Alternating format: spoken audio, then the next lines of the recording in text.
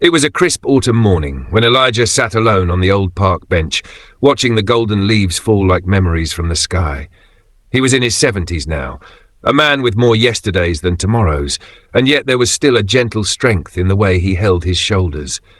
Children laughed in the distance, lovers strolled by, and life, vibrant, messy, beautiful life, continued to unfold around him. A young man named David walked past, pausing when he recognized Elijah. They had met once before. David, a fresh college graduate full of dreams, and Elijah, the retired philosophy professor who once gave a guest lecture that changed how David saw the world. That day, Elijah had spoken of regret, resilience, and the invisible lessons that time whispered only to those who had lived long enough to understand them. "Mind if I sit?" David asked. Elijah smiled, motioning to the empty space beside him. "Of course not. Sit. Let's share the silence, or break it, whichever feels right." They talked for a while about the weather, the squirrels chasing each other through the leaves, and then, quietly, David asked, "Professor, if you could go back, what would you do differently?" Elijah leaned back, eyes distant but warm. "Ah, that question. I think it visits everyone eventually. But you know, it's not so much about what I'd do differently. It's about what I wish I had learned sooner. Some lessons arrive like old friends. Others, well, they show up late when the pages have already turned." David nodded, sensing something deeper behind the words. "Would you tell me?" "I'll do you one better," Elijah said. "I'll give you 10. 10 life lessons I learned too late, but maybe not too late for you. The first was simple, yet profound. 1. Time is not money. It's life. For years, I traded my hours for dollars," Elijah said. "Worked overtime, climbed the ladder, chased titles. I thought I was securing a future, but while I saved for tomorrow, I spent today like it was nothing. One day you'll realize that time isn't something you can earn back.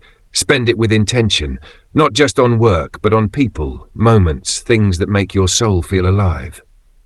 David listened intently as Elijah continued. 2. Love isn't something you find. It's something you practice. I used to believe love would just show up and fix everything, but love isn't a fairy tale. It's patience, effort, forgiveness, every single day. I lost someone I loved deeply because I thought love alone would be enough. It wasn't. I didn't nurture it, didn't listen enough, didn't say what needed saying. Practice love.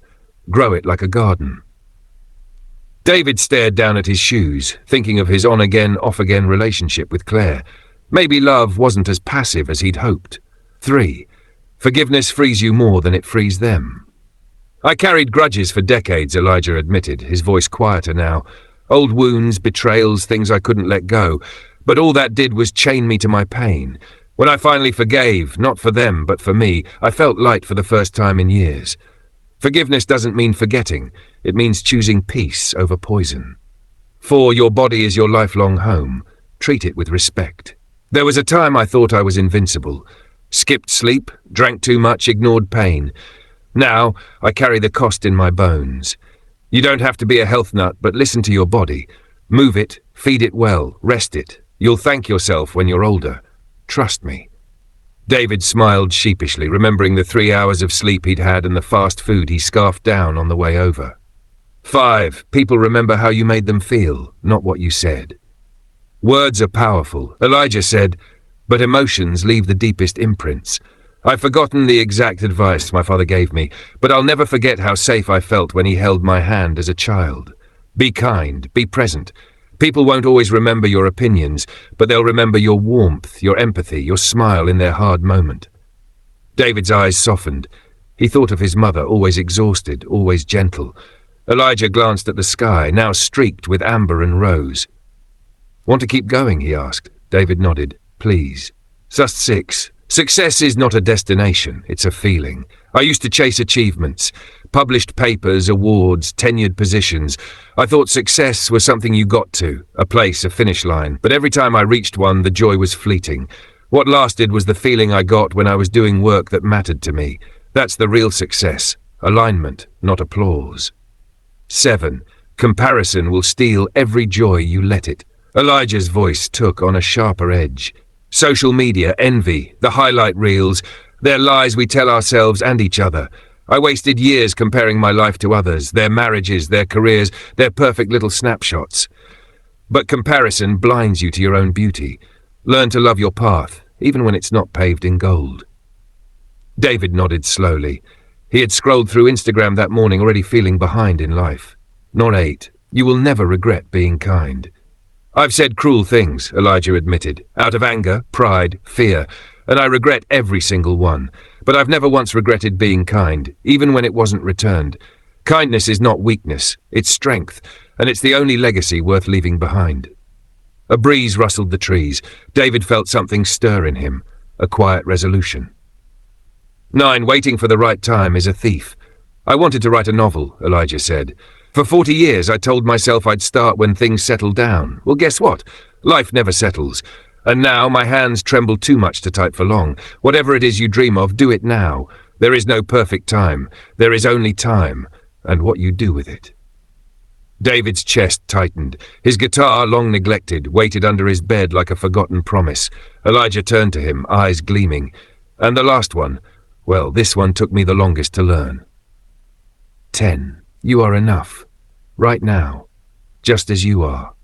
For most of my life, I tried to prove myself, to be smarter, richer, more likable. But all that striving came from a place of believing I wasn't enough. The moment I realized that I was already worthy, flawed, yes, but enough, everything changed. Peace came. Confidence. Joy. You don't need to become someone else to be valuable. You just need to remember who you already are. David sat in silence, the lessons settling into his bones like rain after drought. He had come seeking wisdom. He was leaving with something far greater. Elijah rose from the bench, joints stiff but spirit light. Take those lessons, he said. Live them. And maybe, just maybe, you'll learn them in time. David watched the old man walk away, each step deliberate, every lesson a seed planted. He had never felt so ready to grow. David couldn't sleep that night.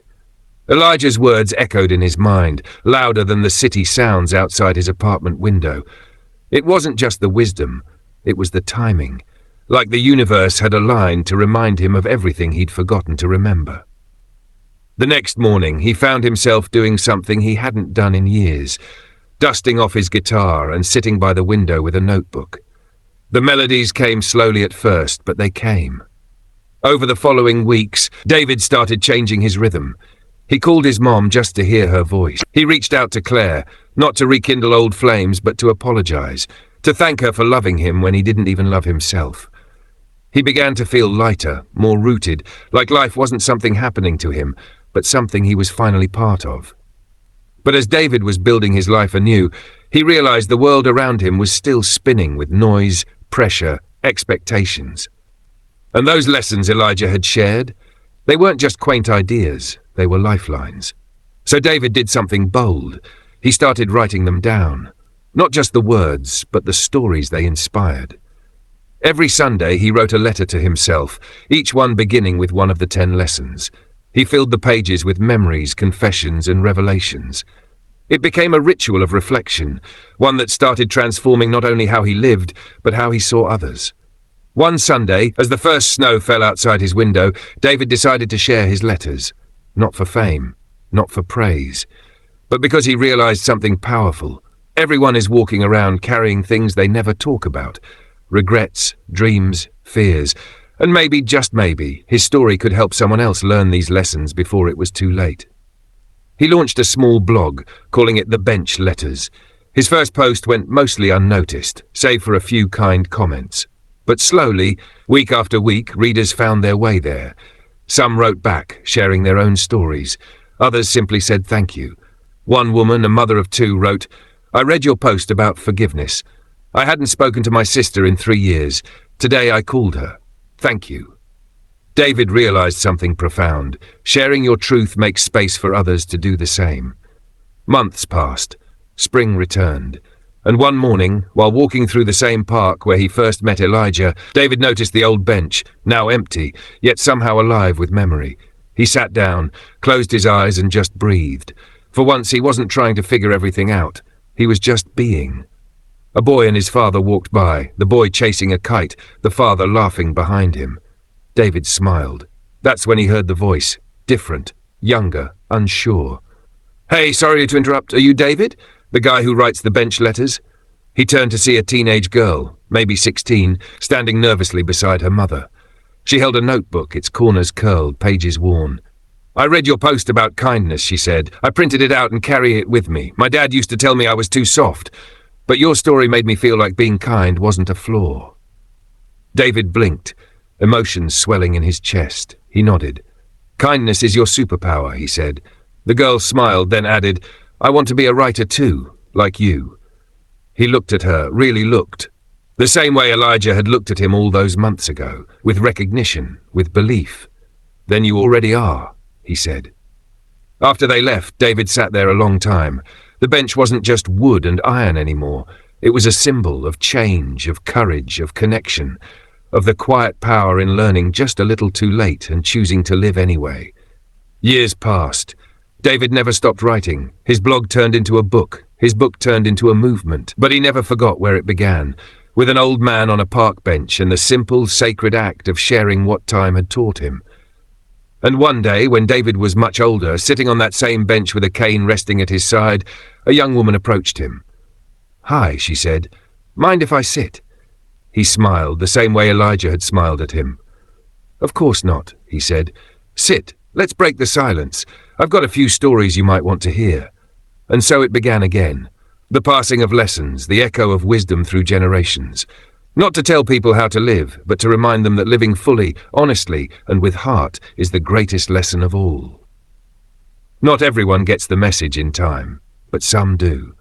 And for them, everything changes. The years rolled on like a quiet river, and David, now well into his 60s, had become a familiar presence on that same park bench. Locals called him the storyteller, though he never claimed to be more than someone who simply listened. Every wrinkle on his face told of moments lived deeply, and though his hair had turned silver, his eyes still carried the fire of someone who had chosen to live awake. One crisp morning, he opened his notebook, the same one he had started decades ago, and began writing again. Not for an audience, not for applause, but for clarity, for peace. He reflected on how the 10 lessons had unfolded in his life. They hadn't made his life perfect. They hadn't kept pain away, but they had given pain meaning. And meaning, he'd learned, was the soil in which peace could grow. He thought about the people who had crossed his path since Elijah, the girl with the kindness, the mother who found courage, the old friend who returned just to say, "I forgive you." The ripple effect of one conversation had reached further than he could have imagined. And that's what struck him most, how quietly lives could change. Not always with grand gestures, but in soft choices, in listening instead of judging, in calling someone back instead of walking away, in daring to begin again. One afternoon, David received a letter, handwritten, no return address. It simply read, "I was going to give up, but I found your story. I read it on a night when I had lost all hope. You said you are enough right now, just as you are. I didn't believe it then, but something about the way you said it made me want to believe it. So I stayed, and now I'm still here. Thank you for giving me back to myself." David placed the letter on his desk, beside the photo of Elijah. He didn't need to know who sent it. He just whispered a quiet, "Thank you," into the stillness of his room, as if Elijah could hear him, as if they were still sharing stories under the falling leaves. As time continued its gentle march, David's steps grew slower, his handwriting shakier. But his heart, that part had never been more certain. The world had taught him many things, but nothing more important than this. Life is not about perfection. It's about presence. It's about showing up, for yourself, for others, even when it's hard, even when it's messy, even when the answers don't come easily. On his 75th birthday, surrounded by friends, readers, and the quiet presence of people he'd once helped without knowing, David gave a short speech. His voice wasn't loud, but it carried, not through volume, but through truth. "We spend so much time trying to make a mark," he said, "to be remembered. But the most beautiful thing I've learned is that it's not the big things that last. It's the small kindnesses, the forgiveness you offer when it's hard, the dream you dare to chase, the time you give to someone who just needs to talk. That's the legacy we all leave, and it starts in moments so ordinary, we often miss them." He paused. "Learn your lessons now," he said, looking out at a sea of faces. "Don't wait until it's too late, and if it is late, learn them anyway. Live them anyway. It's never too late to begin living a life you're proud of. There was silence then. The good kind. The kind that holds meaning. After the party ended and the park grew quiet, David sat once more on the bench. He closed his eyes, letting the breeze kiss his face, and he thought, if this were his last day, he wouldn't leave with regret. Not because he hadn't made mistakes, but because he had listened to life, and life had whispered back. That evening, someone passing through the park found a note tucked under the bench. It read, "To whoever finds this, live bravely. Love deeply, forgive freely. Be kind, even when no one is watching, and don't wait, start now. Your life is waiting to be lived." No name, no signature, just the essence of a life that had once been changed, and had gone on to change many others. And so the bench remained, not just as a seat in a park, but as a symbol, a quiet altar to the power of conversation, of reflection, of truth, where one man had learned, another had taught, and countless others had listened. And somewhere, in a city far from that park, a young woman sat at her desk, writing her first story. She titled it, 10 Life Lessons People Learn Too Late. And beneath it, in fine print, she wrote, "Inspired by a man on a bench, who reminded the world that it's never too late to live a life that matters." And the story began again.